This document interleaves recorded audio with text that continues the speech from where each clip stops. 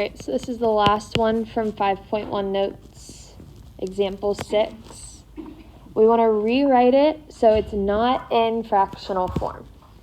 So we need to get everything out of the denominator. Any ideas of where we can start? So a good way to think about this is that 1 plus sine x is kind of like a complex number. We have a real number and a trig function. So we can multiply it by its conjugate. So that would be 1 minus sine x. So we're going to multiply that on our denominator. And then whatever we do on the bottom, we also have to multiply on the top too.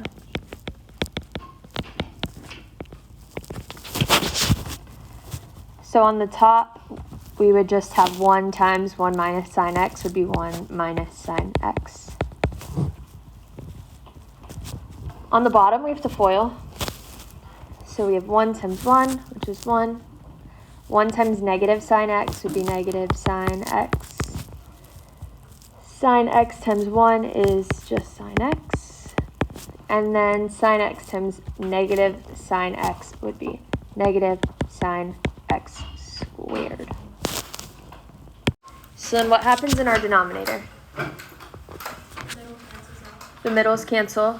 So that negative sine x and the plus sine x cancel. So then I have 1 minus sine x on top and 1 minus sine squared x on the bottom.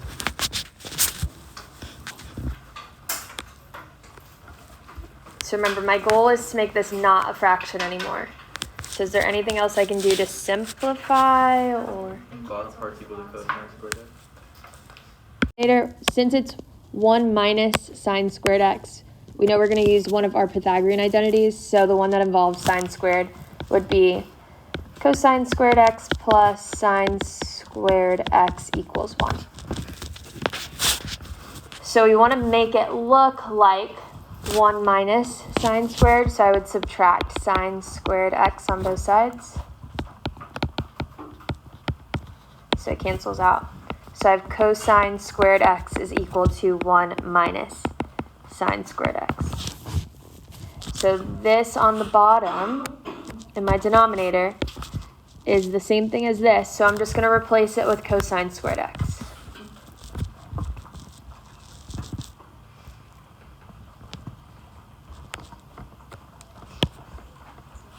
So I have 1 minus sine x on top over cosine squared x on the bottom.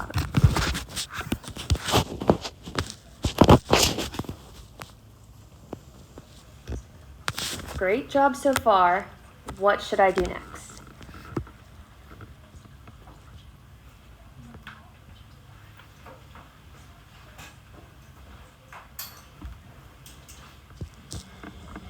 Could you turn sine x into cosine x over cosine?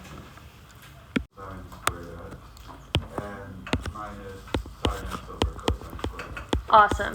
Since we just have one term on the bottom, we can split it up.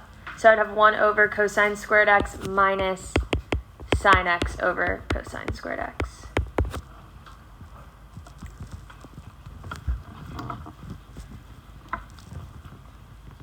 Everybody sees what I did there? Now can I simplify 1 over cosine squared x? What does it become? Secant squared.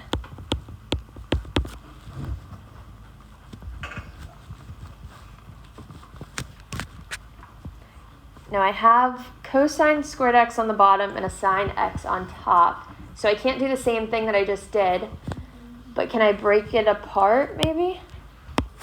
Yes? You put it back to 1 minus sine x, and then can you cancel out the sine? And then you would have... So what you're saying is we'd have negative sine x on top and 1 minus sine squared x, like this. Oh, never mind, because it's a square. You wouldn't be able to cancel out the signs because this is 1 minus sine. If it was just sine squared x, like if you... Then it would cancel. Because if we had, just think about it in terms of x's. If we had x over x squared, this would cancel out to be 1 over x, because an x would cancel out with the squared. But if I had x over 1 minus x, you can't cancel out the x's. So this is kind of a common mistake that people make. You cannot do this. Not allowed.